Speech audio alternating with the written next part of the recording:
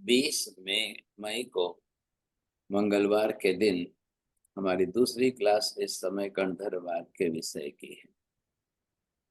गणधरवाद के अंदर 8वें गणधर अकम्पित जी स्वयं अपनी तरह से नरक के विषय का, तो जैसा कि देखिए नरक के बारे में बात चल रही है।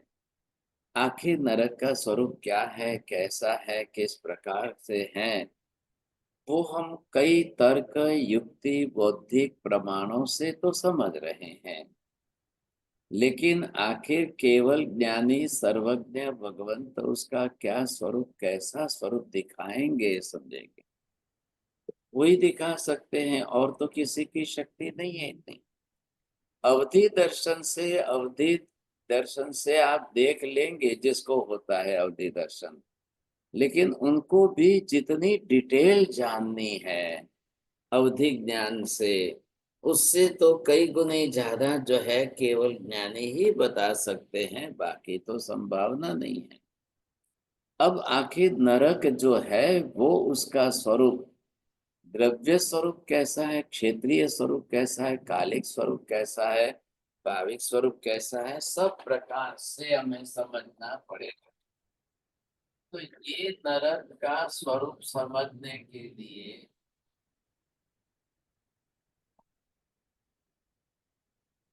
अभी नरक का स्वरूप, पहले द्रव्यात्मक स्वरूप नरक का क्या है, फिर यहाँ पर आपको क्षेत्रीय स्वरूप कैसा है, कालिक स्वरूप उसका कैसा है,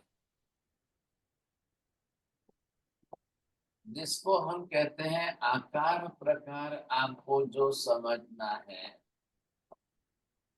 नाम आदि से उसका जो स्वरूप समझना है,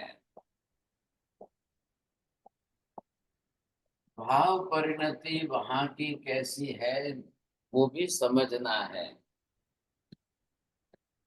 ये क्या है, सब ये निक्षेप हैं। इन निक्षेपों से हम नरक का स्वरूप समझते हैं। भाई आखिर नरक किसकी है, इधर देखिए, द्रव्य से कौन है, जीवात्मा है, तब जाकर उसको आप नारकी जीव बोलेंगे। अगर कोई जीव पाप करे ही नहीं और नरक में जावे ही नहीं तो नरक तो खाली रहेगी। आज पूरे 2.5 द्वीप क्षेत्र के सभी मनुष्य अगर नक्की कर ले कि हम नरक में जाने योग्य ऐसा एक भी पाप का आचरण नहीं करेंगे, तो पूरी नरक खाली रहेगी। लेकिन तिर्यंच पशु पक्षी बहुत है, तिर्यंच गति के पशु पक्षी प्राणी आदि बहुत है। अब आप उनका बताइए, कोई लायन, कोई टाइगर किसी को मारे बिना खाएगा क्या? कोई मारेगा ही नहीं, किसी को खाएगा ही नहीं, ऐसा पॉसिबल होने वाला है क्या? समझिए, आप जानते जाओ, जितने हिंसक प्राणी हैं, समुन्दर के अंदर इतनी बड़ी बड़ी व्हेल मछलियां आदि है, तो वो क्या किसी अन्य मछली को मारेंगे ही नहीं, वो किसी को मार के खाएंगे ही नहीं, ऐसा बंद होना है क्या? बीते अनंत अनंत अनंत भूतकाल में भी कभी ऐसा बंद हुआ था क्या? नहीं। तो द्रव्य से नरक में जाने वाली जीवात्माएं, अब जितनी जीवात्माएं जो अपनी तरह से जिस प्रकार की क्रिया पाप करेगी, तो वो क्या है, वो भाव परिणति में आएगा। अब जीव स्वयं अपनी तरह से भाव परिणति वैसे बना करके कर्म बांधे, तो फिर नरक है ही है। अब वो उसके लिए पहले इधर देखना है कि भाई उसको जो है क्षेत्रीय नरक, क्षेत्रीय नरक का मतलब क्या हुआ, नरक का क्षेत्र क्या है, नरक का क्षेत्र कैसा है, नरक का क्षेत्र का स्वरूप कैसा है। एक एक बात से हमको ये भी समझना तो पड़ेगा, जानना तो पड़ेगा। और कौन बता सकते हैं, केवल ज्ञानी। एक एक केवल ज्ञानी ने जो बताया उसके बाद में अनंत केवल ज्ञानी होते गए, किसी ने उसमें कोई चेंज नहीं, कुछ भी फर्क नहीं बताया सर। तो वो कितने प्रमाण में कैसा स्वरूप समझने जानने को मिला, वो आप देखिए सर, तो उससे भी ख्याल आ जाएगा। अब ये है कि केवल ज्ञानी केवल दर्शनी जो जितनी नरक का स्वरूप समझाएंगे, क्षेत्रीय वर्णन, क्या क्षेत्र है, कितना क्षेत्र है, ज्योग्राफिकल प्लेस, भौगोलिक विस्तार नरक का कहाँ है, कैसा है, किस स्वरूप में है, वो सारी डिटेल बातें जो है, क्योंकि इतनी डिटेल क्षेत्रीय विस्तार की अब वो दुनिया के अंदर और कोई धर्म और कोई दर्शन और कोई शास्त्र और कोई ग्रंथ कोई नहीं बता रहे, किसी के पास नहीं है।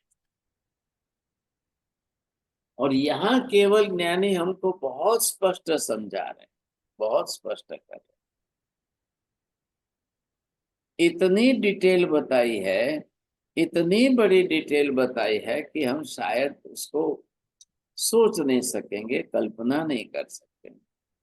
हम जहाँ जिस धरती पर हम रहते हैं, उस धरती पर हम रहते हैं, वहां का एक्सपीरियंस जैसे बता रहे हैं, अनुभव बता रहे हैं, वैसा केवल ज्ञानी केवल दर्शनी सातों नरक का क्षेत्रीय परिचय दे रहे हैं सब। क्षेत्रीय परिचय माप प्रमाण गणित के साथ दे रहे हैं सब। ये हमें समझना है, यहाँ पर तो ख्याल आ जाएगा समझने। अब यहाँ पर उसका कालिक स्वरूप क्या है, नरक की कालिक स्थिति क्या है, कब से है, कब तक है, क्या स्वरूप है, कैसा स्वरूप है, वो सब। फिर उसके आकार प्रकार सारे आप देखोगे नरक के, आपको आश्चर्य हो जाएगा कि नरक के आकार प्रकार स्वरूप आदि क्या कैसा है। नाम आदि जो है उसकी संज्ञा दी गई है कि किस नरक को कौन सी नाम से पहचानना है, किस नरक की पृथ्वी का नाम क्या है, वहां की स्थिति कैसी, ये सारी बातें हमको तब जाकर के समझ में आएगी, तब आप एक नरक का स्वरूप स्पष्ट कर लेंगे। इतना स्पष्ट अगर आपको कहीं पर भी नहीं होगा तो मुश्किल हो जाए, इतना स्पष्टीकरण। तो ये सारी बातें आपको जानने देखने में पूरा ख्याल आ जाएगा। अब इसको हम पहले समझते हैं। राहुल जी दिखाइए 14 राजलोक का जो ब्लू नक्शा है वो दिखाना है पहले। साहिब जी 1-2 मिनट में दिखा रहा हूँ क्योंकि टेक्निकल इशू से नहीं हो पा रहा। अब यहाँ पर जैसे आप चले समझेंगे, तो ये जो नरक का पूरा स्वरूप समझना है तो ये क्या है, कैसा स्वरूप है, ये आपको पूरी तरह से ख्याल आ जाएगा। तो यहाँ पर जब हम चलेंगे देखेंगे, तब ये आपको नरक का पूरा वर्णन जो है कितना अद्भुत कैसा है, ये आपको जब ख्याल आएगा तब की बात है। अब यहाँ आपको ये कभी आखिर तो 14 राज लोक का ही क्षेत्र है और दूसरा तो कोई है नहीं सा। तो इतने बड़े लोक क्षेत्र के अंदर किस प्रकार की कैसी नरक कहाँ पर है, ये जब हम देखने समझने की कोशिश करें और आपको ये इससे ख्याल आ जाए कि आखिर कितना बड़ा स्वरूप कैसा है, ये अगर आपको समझना है।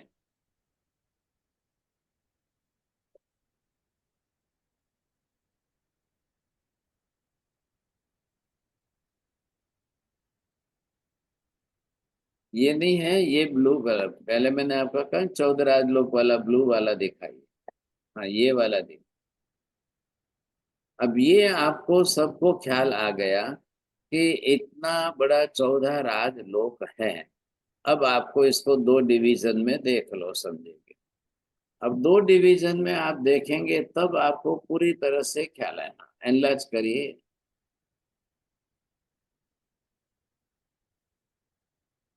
एक बार एनलार्ज करके पकड़ के रखो बस।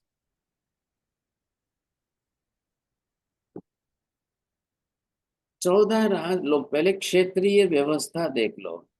और इसको कैसे समझना है चौड़िया जी?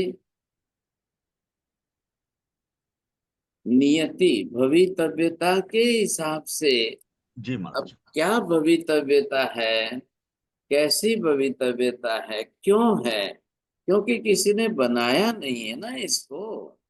मुख्य बात ये आ रही है, भाई ऐसा कोई क्यों बनाए, क्यों बनाने की जरूरत नहीं है? तो बनाने का प्रश्न क्यों नहीं आ रहा है? तो फिर हम इसको कैसे समझे कि ये क्या है, कैसे है सब? अरे राहुल जी, अधूरा दिख रहा है, आधा है। बस बस बस रुक जाओ, बस उधर ही, फिर मत हिलाओ, आप उसको स्थिर कर लो, बड़ा एनलार्ज करके उसको स्थिर कर दो बस। अब यहाँ पर ये पूरा 14 लो, एक भी वस्तु बॉटम टू टॉप आप पूरी देखिए, कहीं कुछ भी बनाने का प्रश्न नहीं आता है, कोई नहीं बना सकता है। ऐसी स्थिति के अंदर आपने देख लो, बीच में लिखा है मध्य लोक, और वो ऊपर की लाइन गई है तो उधर ऊर्ध्व लोक लिखा है, नीचे अधोलोक लिखा है।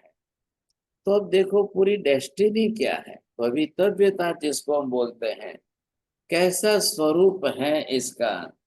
तो ये आपको ख्याल आ गया कि भाई इतना बड़ा स्वरूप नरक का है, ऐसी स्थिति नरक की है। तो ये जब आप समझ जाओ, तब आपको ये ख्याल आएगा कि इतने बड़े स्वरूप के अंदर। अब यहाँ मध्य लोक के अंदर जहां बीच में आपको सूर्य चंद्र मेरु पर्वत दिख रहा है, छोटा सा मनुष्य क्षेत्र, थोड़ा एनालाइज करिए इसको अच्छी तरह से। अब ये जो है, हाँ, तो बीच का मध्य क्षेत्र आप देखा आपने, बस। अब ये आप देखेंगे पहले बीच में रत्न प्रभा लिखा है, और राइट साइड में इधर पहली नरक नंबर 1 लिखा है। अब आप ये देखिए कि ब्लू बेल्ट बीच में जो दिख रहा है पट्टा पूरा, वो है त्रस्त नाड़ी। और इस कॉर्नर से इस कॉर्नर तक जो एरो दिया है ना, वहां से वहां तक पूरी एक पृथ्वी है, उसका नाम रत्न प्रभा। पूरी एक पृथ्वी कितनी हो गई? एक राजलोक प्रमाण। एक राजलोक प्रमाण का माप हो गया असंख्य योजन। तो अखंड पृथ्वी इस कॉर्नर से वहां कॉर्नर तक त्रस्त नाड़ी ही एक राजलोक प्रमाण है। तो उसमें एक पृथ्वी हमारी पूरी एक रत्न प्रभा पृथ्वी जो है, वो एक राजलोक बरोबर असंख्य योजन है। बोलिए पम्मी बहन जी, बोलो। त्रस्त नाड़ी के अंदर एक राजलोक हाँ, प्रमाण में पहली पृथ्वी रत्न प्रभा है। अब देखिए एक राजलोक का माप हो गया, और उसको देखो बीच में आप राउंड राउंड देख रहे हो, वो क्या है? माझी खबर छे, बोलो बीजू राउंड राउंड देखाय छे बच्चे मेरु पर्वत में? हाँ, जो पृथ्वी पहली है तो द्वीप समुद्र। बस बस बस, बीजी बार बोलता नहीं, बंद करी दो जल्दी। अब ये आपको दिख रहे असंख्य द्वीप समुद्र। इतने असंख्य द्वीप समुद्र किसके ऊपर है? रत्न प्रभा पृथ्वी के ऊपर है। आगे बात ध्यान में देख लो, क्यों असंख्य द्वीप समुद्र है? कि एक राजलोक का माप है। राहुल राकेश जी बोलिए, ये माप देख करके आपको समझाते हुए बोलना है ना। इस कॉर्नर से इस कॉर्नर तक त्रस्त नाड़ी का कॉर्नर लिया, इधर से उधर तक आपने असंख्य द्वीप समुद्र जिस पर स्थिर है, उसी का बेस आधारभूत जो है वो पहली रत्न प्रभा पृथ्वी। बोलिए। हाँ गुरुजी, एक कॉर्नर से दूसरे कॉर्नर त्रस्त नाड़ी के जिसका बेस है, जिस उसके ऊपर असंख्य द्वीप समुद्र है, उसका बेस है, उसका नाम है रत्न प्रभा भूमि। हाँ, तो ये एक रत्न प्रभा पृथ्वी असंख्य योजन प्रमाण विस्तार वाली है, और वो विस्तार राउंड शेप में है पूरा। तो राउंड शेप में होने से क्या हुआ, चारों तरफ से एक सरीखा माप करिए आप। ख्याल है, मैं इधर ब्लैक बोर्ड पर करता हूं, ये देख लो आप।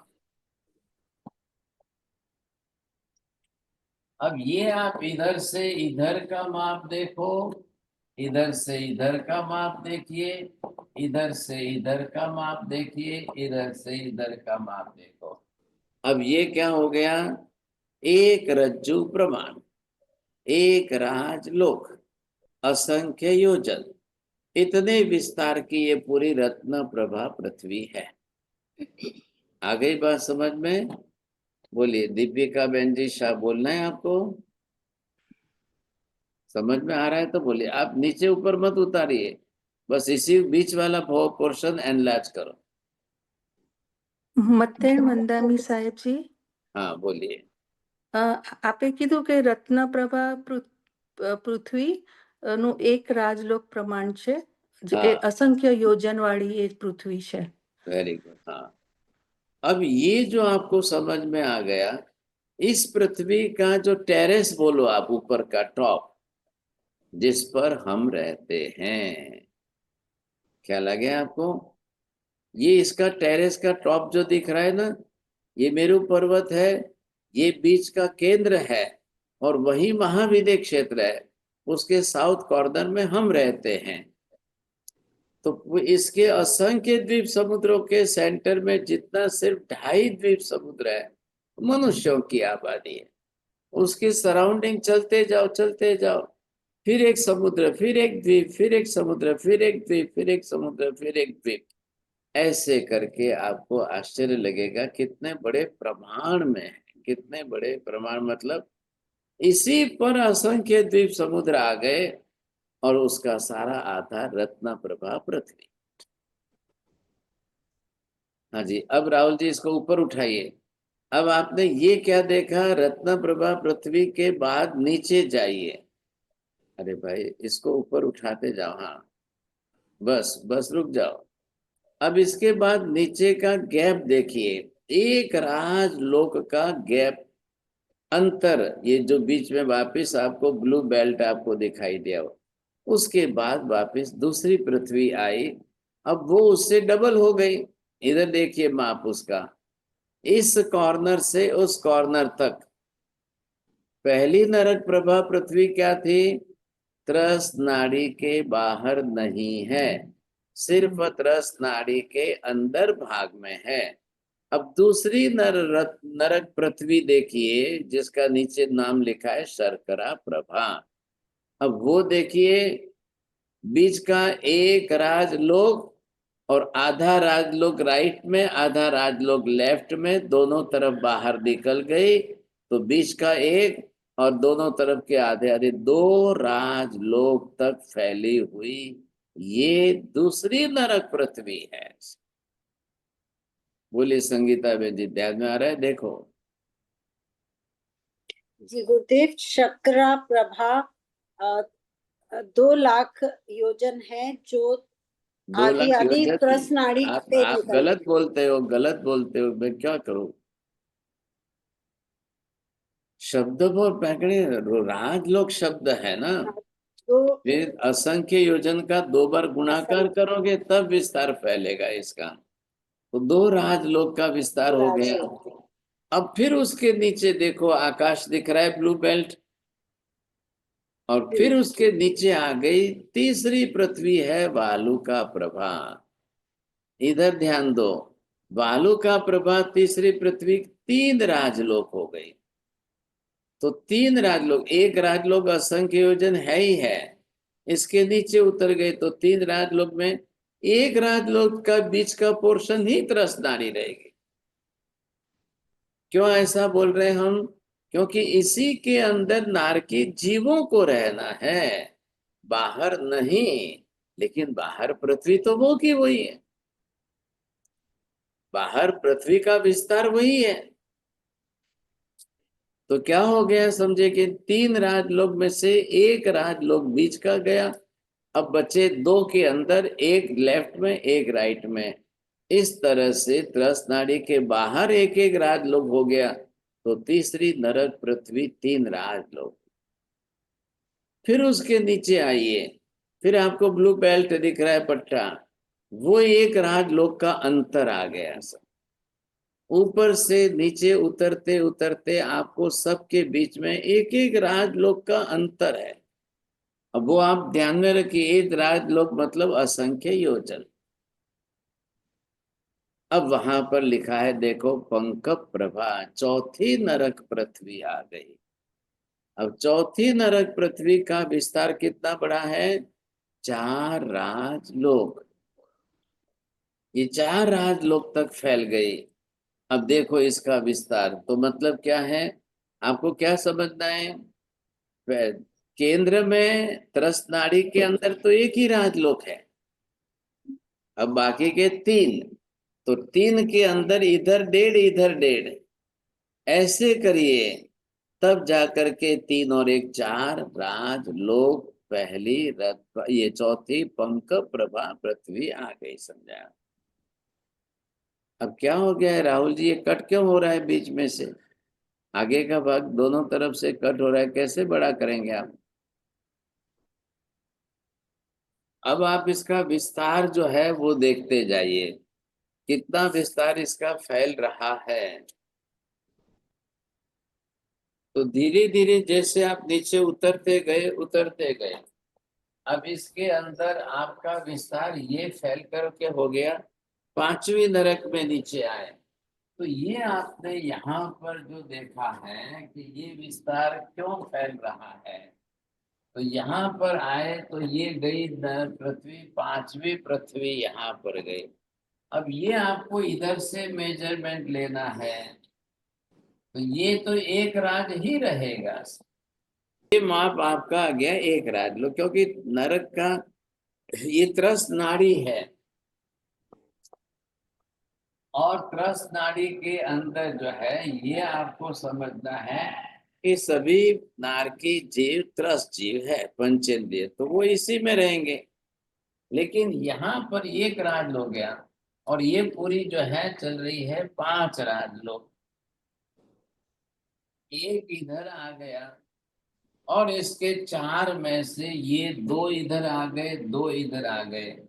अब ये बाहर गए, ये त्रस नाड़ी के बाहर है, तो इसमें त्रस जीव नहीं है, लेकिन पृथ्वी पूरी है।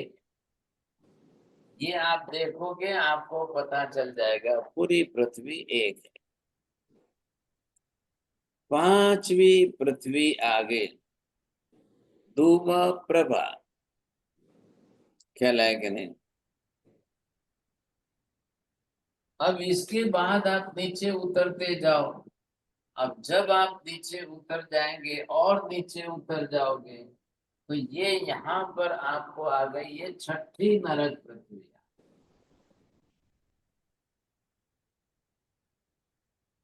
अब ये 6ठी नरक पृथ्वी जब आ जाएगी, तो ये आपका एक राजलोक बीच में रहा, ये 6ठी नरक पृथ्वी है, ये जाएगी आपको 6 राजलोक।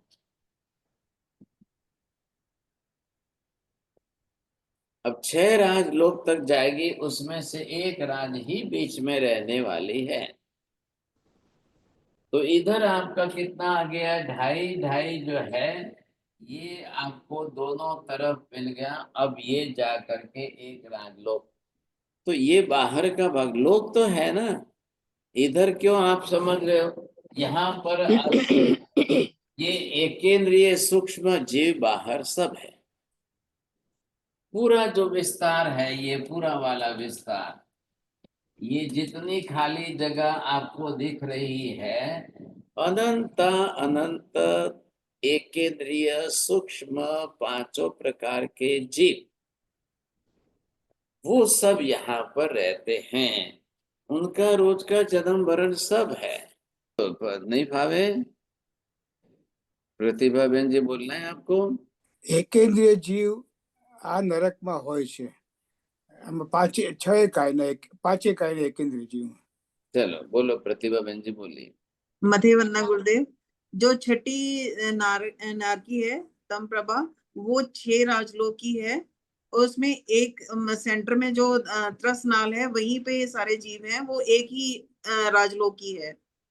बाकी साइड पे छोटे जीव, वो उनका जन्म मरण वैसे ही होता रहता है। वो छोटे मत बोलो, सूक्ष्म सूक्ष्म जीव 5 प्रकार के एक केंद्रीय जीव, ये बात। 5 प्रकार के एक इंद्रिय। अब आप क्या आ गए, लास्ट में आ गए नीचे।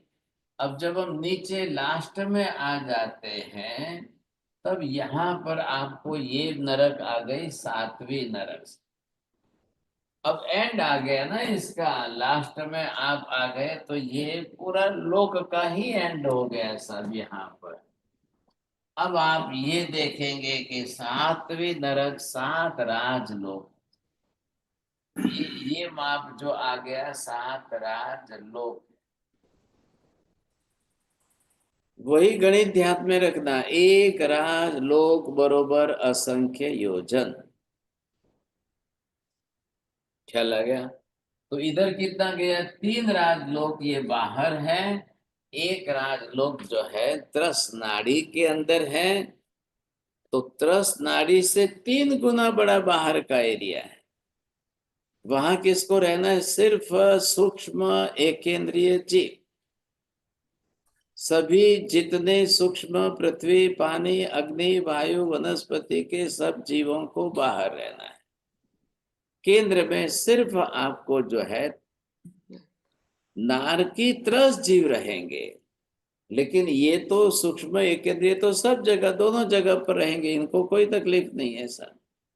ऐसी स्थिति के अंदर अब ये डिस्टेंस आपने जो देखा यहाँ, ये हम यहाँ रहते हैं, तो यहाँ से आपको नीचे आते आते 7 राजलोक मिल गया। अब ये आपने समझ लिया ध्यान से, अच्छी तरह से आपको ये ख्याल आ गया कि पूरे 14 राजलोक के संपूर्ण संसार के अंदर जो है जितना एरिया यहाँ पर आपने ये देखा कि 14 राजलोक के अंदर जितने जीव रहते हैं, अब इनसे बड़ा मतलब नारकी जीवों से बड़ा दूसरा कोई एरिया नहीं है। आप ये देख रहे हो यहाँ पर। अब इसमें आपको ये ख्याल आ जाएगा, देख लो, आपको ऊपर भी लग रहा है, ऊपर भी 7 राजलोक ही है, लेकिन वहां अलग अलग प्रकार के 12 देवलोक और फिर जो है 12 देवलोक हैं कल्पोपन्न के, फिर बाद में ऊपर 9 ग्रैवयक में है, 5 अनुत्तर विमान वाले हैं, वो सब प्रकार के। इसलिए उन सब से ज्यादा विस्तार आपको देखने को मिलेगा 7 नरक क्षेत्रों का,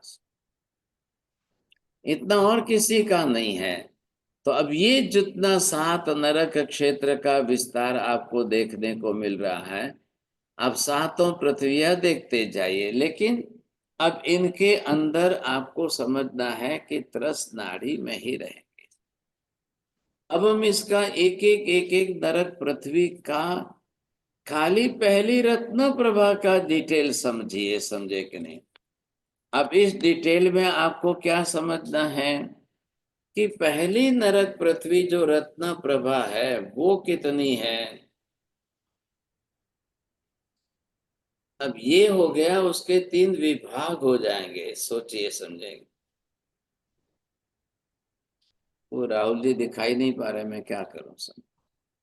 अब ये आप क्या देखेंगे यहाँ पर ये इधर देखिए सब जने, ये आपको दिख रही है रत्न प्रभा पृथ्वी का ऊपर का टेरेस, टॉप जो है जिसको हम बोलते हैं।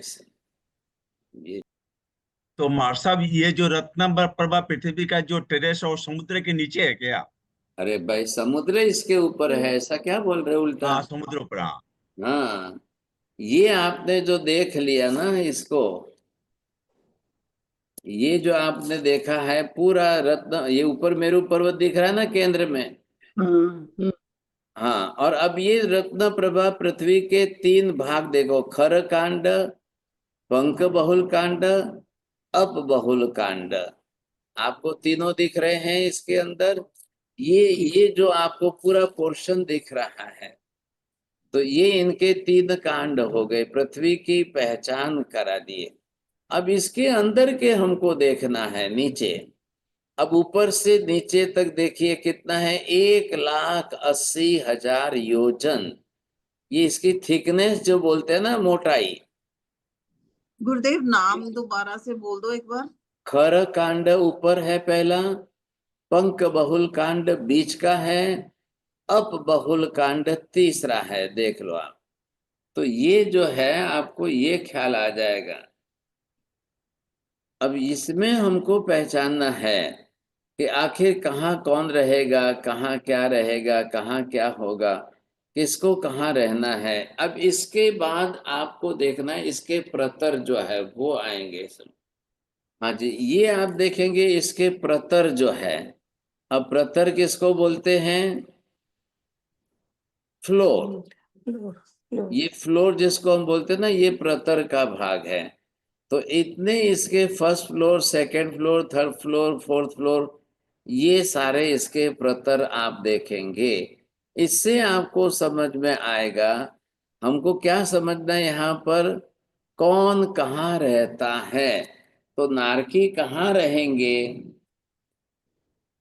किसको कहाँ रहना है, उनके रहने का क्षेत्र क्या है।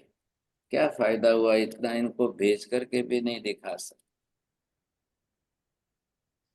ये आपको दिख रहे हैं, ऊपर का टेरेस देख लिया आपने, और इसके नीचे लिखा है रत्न प्रभा पृथ्वी के 13 प्रतर।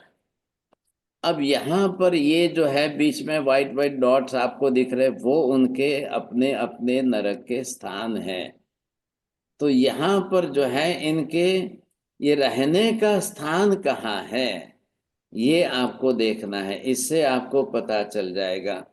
अब ये साइड में सीमंतक, शांत, संशांत, विश्रांत, शिव, अवकांत, रौरक।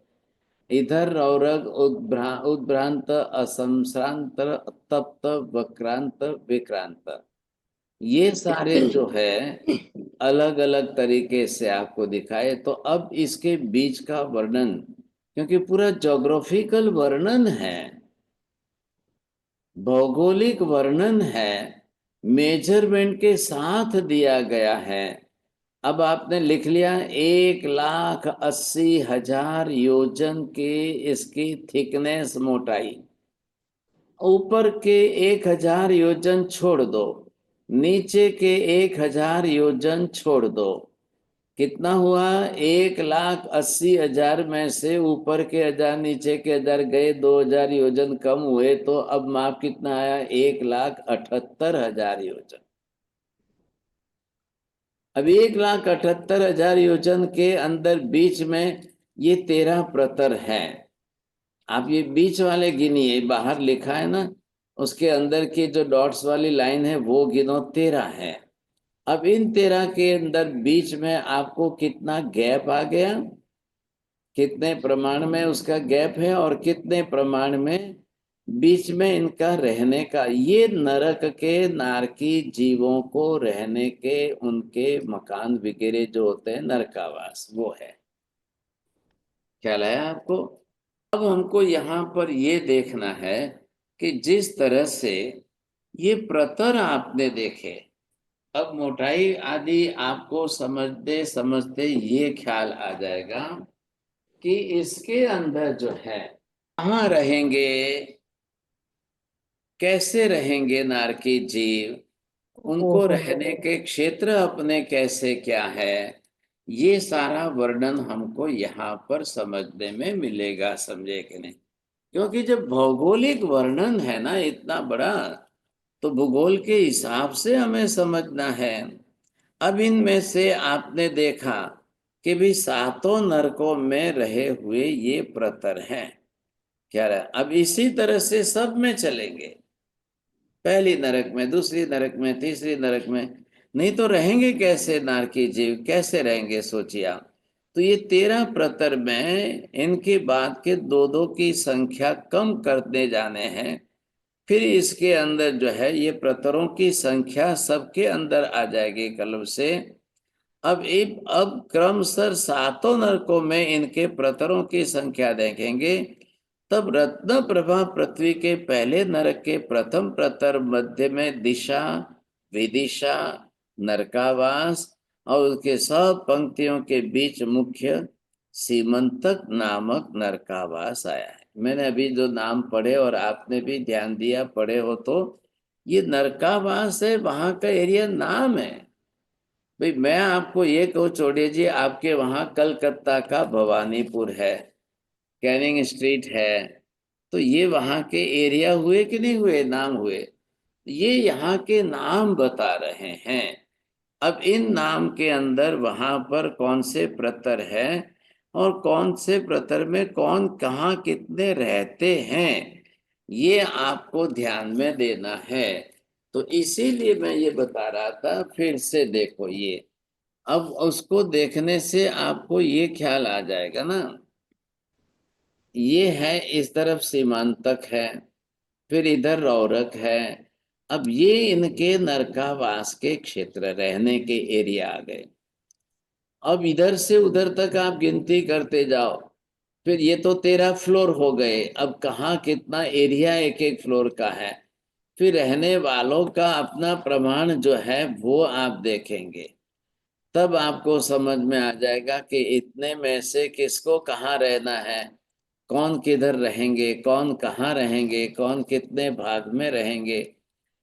आपको इनके नाम अच्छी तरह से पढ़ पाओगे, समझे कि नहीं। तो ये आपको ख्याल आ गया। अब इसमें भी आप थोड़ा ध्यान से देख ही सकते हैं, राउंड शेप कौन सा है, ट्रायंगल शेप कौन सा है, स्क्वायर शेप कौन सा है, दिख रहा है? बीच के डॉट्स में देखिए आप। नहीं गुरुदेव, दिखाई नहीं दे रहा। Yes, we can see the dots. All of them are not dots. हाँ, right. All of not the dot, but some have the different shape. Gurudev, Triangles. You Gurudev can आप see बोल दो that. कहाँ पे कौन सी shape है। ये देखो, आपने ग्रीन वाला देखो, बीच में वो ट्रायंगल है, फिर बाद में स्क्वायर है, और फर्स्ट लाइन राउंड चल रही है। आ गया ध्यान में? Vertical line देखो. यस। अब वो मतलब उनके आवास कैसे बने हुए हैं, just like your building and bungalows and the high rise building, और वो जो भी होती है, सेम लाइक उनके भी वहां पर जो है ऐसे अलग अलग प्रकार के शेप बने हुए हैं।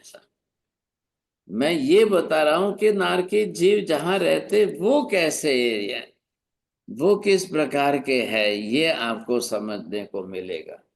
अब चौड़िया जी ये बताइए, केवल दर्शनी देख करके जब इतने डिटेल में समझा रहे हैं, क्या लाया, केवल ज्ञानी भगवंत अब एक एक का मेजरमेंट दे रहे हैं, उससे आपको ये ख्याल आ जाएगा। जी महाराज साहब, बहुत बड़ी बात है।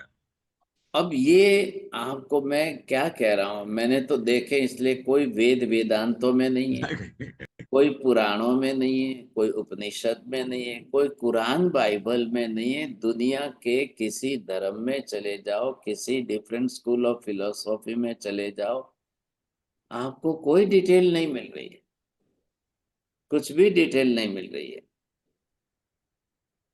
ये तो हम अगर समझ लें, इसकी स्टडी करें, तो जैसे मान लो कि केवल ज्ञानी केवल दर्शनी हमको स्पष्ट क्लियर कट दिखा रहे हैं, और हमको यहाँ बैठे देखने को मिल जाए, ऐसा हो जाए, तो भाई हम तो नहीं देख सकते, हमारी तो आंखें वहां तक नहीं पहुंचेगी, लेकिन केवली को तो आंख से देखना नहीं है ना। केवली तो अपने अंतर ज्ञान अंतर दर्शन से देख रहे हैं, उनका अनंत दर्शन प्रकट हो चुका है। और फिर एक एक के इतने नाम देखो आप, उनका शेप दे रहे हैं, उनके बिल्डिंग का शेप दे रहे हैं, नरकावास निवास स्थान जो उनके हैं वो दे रहे हैं, और फिर हम ये समझ जाते हैं कि वहां कैसे कैसे कैसे रहते होंगे। तो ये इनका इतना डिटेल बताया है, इसका प्रत्येक के ईच एंड एवरी के डिटेल्स में नाम बताए, उसका मेजरमेंट दे रहे हैं, माप दे रहे हैं, संख्या बता रहे हैं, ख्याल आया कि नहीं। ये जो है बड़ी अच्छी विशेषता है इनकी, और इस तरह से दिखाए। अफसोस के इतना भेजने के बाद भी ये इनके पास वीडियो नहीं चल रहा है, ऑडियो नहीं चल रहा है, दिखा नहीं पा रहे हैं सब कुछ। कल कोशिश कर लेना, कल थोड़ा डिटेल में बता देना तो ज्यादा ख्याल रहेगा। अब यहाँ महावीर किसको बता रहे हैं? अकम्पित जी को बता रहे हैं साहब, उनके सामने। अब महावीर का केवल दर्शन, केवल ज्ञान स्पष्ट है, वो तो बता रहे हैं। अब ये समझ सके, देख सके, तब की बात है। बोलिए मीना बहन जी। Usually they say the Narkijiv are born in the kundi, so then how all the shapes are different according to what you showed? अब वो जहाँ जन्म लेंगे ना, उत्पन्न तो होंगे ना, उनके Right. शेप वगैरह तो आएंगे कि नहीं आएंगे? उनको जन्म तो लेना है कि नहीं? So and then they live in this kind of homes. Yes, yes. Okay. And Right. then other thing, what are those Sukshma Purush called? You know, the excreta and all that. Those don't live in the five Hey, other. why you are using the word Sukshma Purus? What is the meaning of that? Sukshma Purus? That small, the small human. एक केंद्रीय जीव, सूक्ष्म एक केंद्रीय पृथ्वी का है, up का है, तेव का है, वायु का है, वनस्पति का है, वो है यहाँ पर। Right. That other ones don't live in that other alok.